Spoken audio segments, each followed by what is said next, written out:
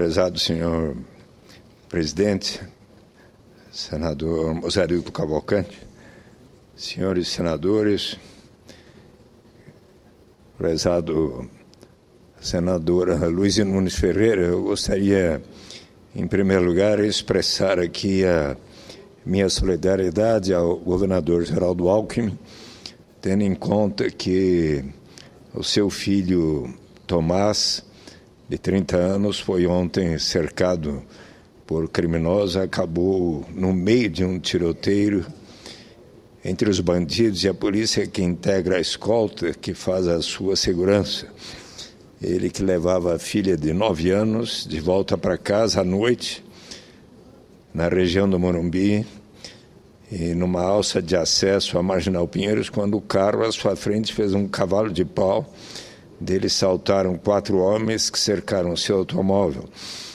Os policiais da escolta saíram do carro que dirigiam logo atrás e deram ordem de prisão ao grupo, e daí houve o tiroteio. Os homens fugiram.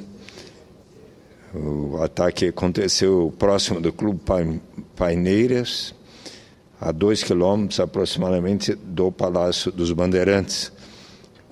Mas, felizmente, Tomás e a neta do governador estão bem, foram levados para casa. O carro dos que cometeram a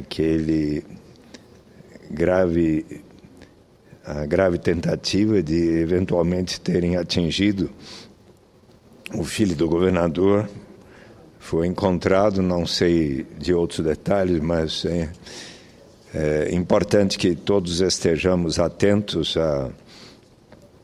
às dificuldades de segurança nas grandes metrópoles brasileiras e, em especial, em São Paulo. E é muito importante que possamos todos, e de maneira suprapartidária, estarmos pensando nas formas de prevenir, de evitar toda forma de criminalidade em nosso país, os assaltos, os roubos e os assassinatos que por vezes acontecem, sejam nos bairros mais humildes, nas favelas, nos morros de cidades como o do Rio de Janeiro, seja também em bairros como os próximos ao Palácio dos Bandeirantes, em São Paulo. E aqui fica a minha disposição de estar sempre colaborando com as autoridades responsáveis pela segurança para prevenirmos e evitarmos a criminalidade violenta em nosso Brasil. Mas eu quero hoje, senhor presidente, fazer algum esclarecimento sobre o déficit comercial de janeiro, que foi divulgado com grande estardalhaço pela imprensa, por muitos órgãos da imprensa, ao afirmarem que o Brasil teve o maior déficit comercial da história em janeiro deste ano, de 4,06 bilhões de dólares. Pois é necessário recordar que os déficits comerciais no mês de janeiro estão longe de serem surpreendentes. Nos últimos 6 anos, houve déficit neste mês em 5 ocasiões. Em janeiro de 2013, por exemplo, tivemos um déficit de 4,04 bilhões de dólares, ou seja, o déficit de janeiro de 2014 foi superior ao de janeiro de 2013 em apenas 20 milhões de dólares, o que é uma ninharia em termos de balanços de pagamentos.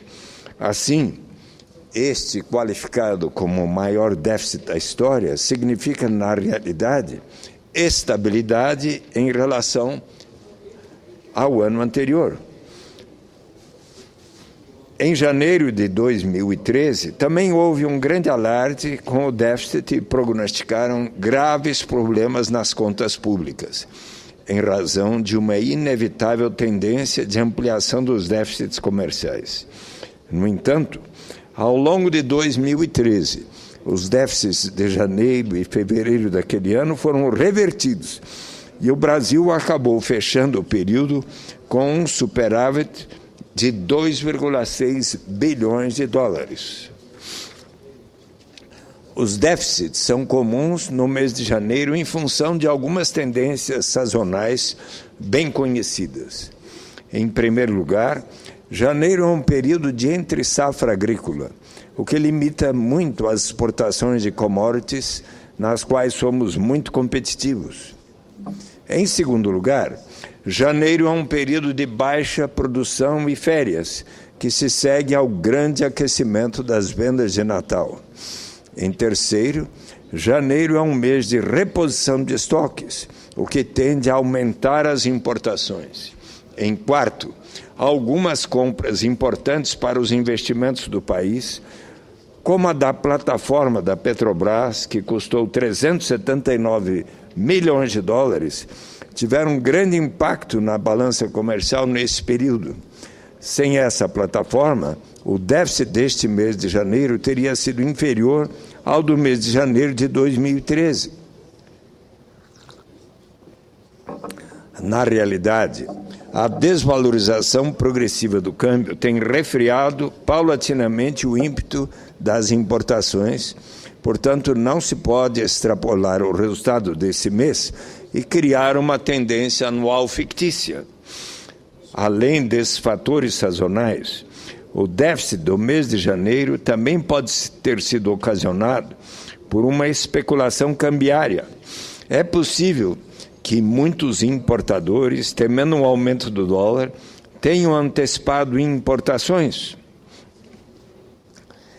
É importante frisar que as exportações do mês de janeiro de 2014, 16,3 bilhões de dólares, foram as segundas maiores da história, só perdendo para as de janeiro de 2012, quando foram de 16,14 bilhões de dólares. Embora os superávites comerciais do Brasil venham se reduzindo nos últimos anos, em razão da crise econômica internacional, o nosso país mantém equilíbrio em sua balança comercial. Na realidade, ao longo dos governos do Partido dos Trabalhadores, o Brasil, além de aumentar sobremaneira as suas exportações anuais, que passaram de cerca de 60 bilhões de dólares em 2002 para cerca de 240 bilhões de dólares em 2013, acumulou um grande superávit que faz nítido contraste com o déficit acumulado ao longo do período anterior. O gráfico exposto à continuação demonstra isso cabalmente, pois aqui está o resultado do saldo do comércio exterior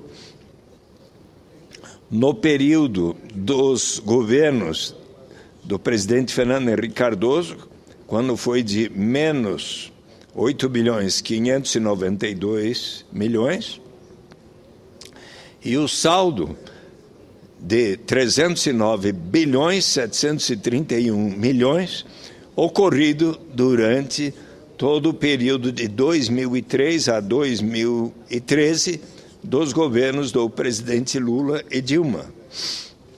Aqui está o gráfico. É necessário considerar ainda nessa discussão a guerra cambial ora em curso. Com efeito, os Estados Unidos, e em menor medida a União Europeia, vêm exportando seus desequilíbrios internos mediante uma espécie de dumping monetário que torna artificialmente baratas as suas exportações.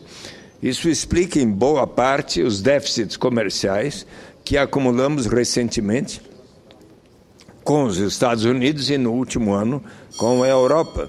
A progressiva desvalorização cambial, iniciada no segundo semestre do ano passado, pode nos ajudar a nos defender melhor dessas ameaças externas.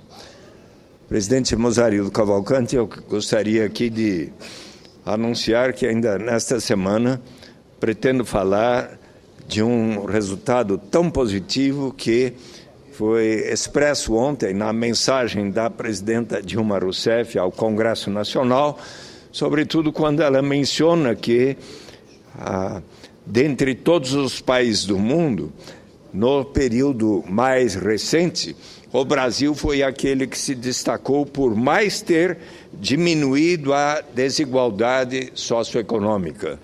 E eu quero tratar desse tema amanhã, assim como também, ainda nesta semana, quero trazer aqui o relatório de viagem que fiz à Finlândia e à Espanha nas últimas 2 semanas, onde fiz pronunciamentos em conferências, simpósios sobre a renda básica de cidadania, onde ali expus sobre os 10 anos do programa Bolsa Família e as perspectivas da renda básica de cidadania.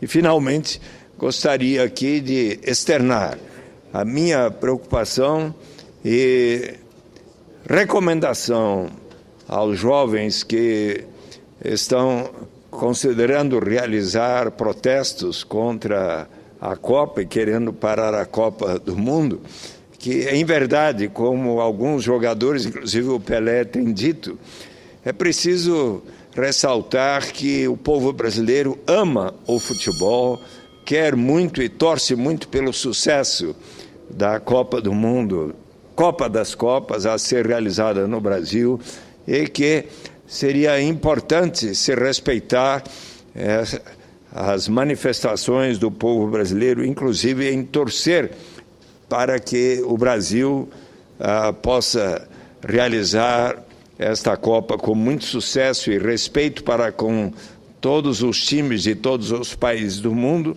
e podermos receber os visitantes de tantos países que aqui vão querer assistir à Copa do Mundo e que isto seja objeto do respeito de todas as pessoas e que procuremos evitar, de qualquer maneira, manifestações com caráter de violência, de depredações e de ataques a quem quer